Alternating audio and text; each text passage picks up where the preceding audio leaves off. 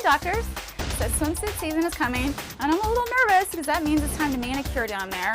And I like a nice, clean, natural, well-groomed look. I'm not a fan of the inevitable injuries. I mean, with waxing, you could burn yourself, you get the red, itchy bumps. Shaving, it's just as bad. You've got the nicks, the cuts, and then there's the ingrown hairs. I had to have one surgically removed. Talk about embarrassing. I'd like to know how I can groom safely at home and avoid all those humiliating injuries and be able to wear my swimsuit at the beach.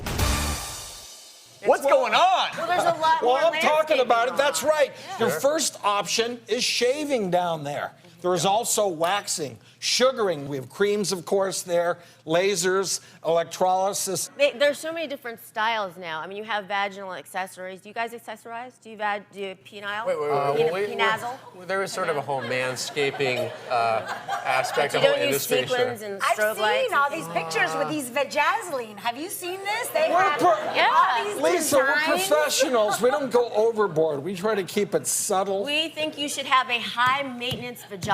You can have a high-maintenance penis. I think so. Wait. Let's back up a little bit. Okay, so you guys admitted there are a lot of new styles down there. I think we even have a few of them. Yeah. So let's just go through what we have going on over there. So you were talking about, when you said vajazzling, Karen, you're talking about the sparkles. You could have it for any occasion. You could have a flag for 4th of July, a heart for Valentine's. Have you two ever vajazzled? You could die. Well, you know, you want to be careful with vajazzling because, you know, you can lose things in places. and you know. Then you have to have a little treasure hunt. Exactly. So what you're saying is vajazzling should be done well away from the introitus? On the mons, that fat pad right above the pubic bone. So that's where you want to do Yeah, it. it's your mons pubis. It's all about vajazzling? decorating that mons pubis. Vaginal accessories. And some people wear their pants low enough that you could actually see the mons pubis. Well, that may be a little too low, just like Yes, skirts. I You don't agree. want to see the vajazzling going on with the Yeah, skirt. I don't think that's very classy. So That's here's one thing I wanted to go through really quickly for everyone as we talk through these various styles. When you're talking about injuries, and this is a very serious deal, more of them happen with women, and 83% of them involved a razor. And, you know, these are obviously sharp blades in a very delicate place. And that's because, like, if you go to some of those designs, you have to, you know, go in some nooks and crannies, and so you're much more likely to, you know, cut yourself. Well, right, and when you're in a nook and cranny, you might, you know, you don't want to go this way. And some of those nooks and crannies, Yeah.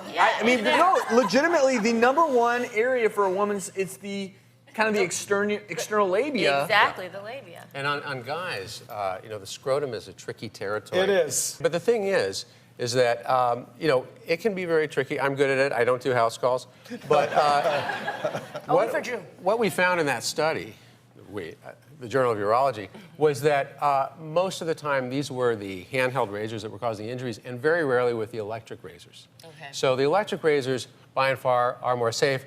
For women particularly. For men, you know, the scrotum is kind of a wrinkly, floppy area. Even the electrical razors, if you're not careful, can get skin caught up in them. So you just have to be careful. You got to take time. They can do it with a partner, but for the pluses and minuses of what, you know, before I used to think that sometimes you'd have a sexual odor if you had more hair, but that was just kind of a funk because the sweat glands would trap, no, it's true, the sweat glands trap those odors down there. So if you want less odors, ladies, shaving is actually going to help. They also said it was protective in prehistoric times. Well, we're not in prehistoric times. We actually wear clothes. So that's another reason why you don't necessarily need it. And one of the real positives for doing it is, what do you think it's made extinct? Lice. Pubic lice. Yes. Yeah, think about those little right. critters crawling around down there. If they want to have hair, and if you don't have any hair, then you're not going to have pubic lice. So they've actually practically become extinct because more people are grooming down there. We have to move on, but I do, since we brought those props out there, really quickly, if you are shaving down below, you do run the risk of ingrown hairs. You do. Pubic pustules. That You can be do, a very common and you result. want just like an ingrown hair, and you do want to treat these. Obviously, make things really clean. If you're using something sharp, make sure you've sterilized it. You just want to gently lance it. Or you can just leave it alone, Yeah. which is Put heat on it. what I would and do. Heat on it, yeah. see there, it's going to pop out for me. Or like I was saying, you could just leave it alone. And that is why you don't dig for gold down below.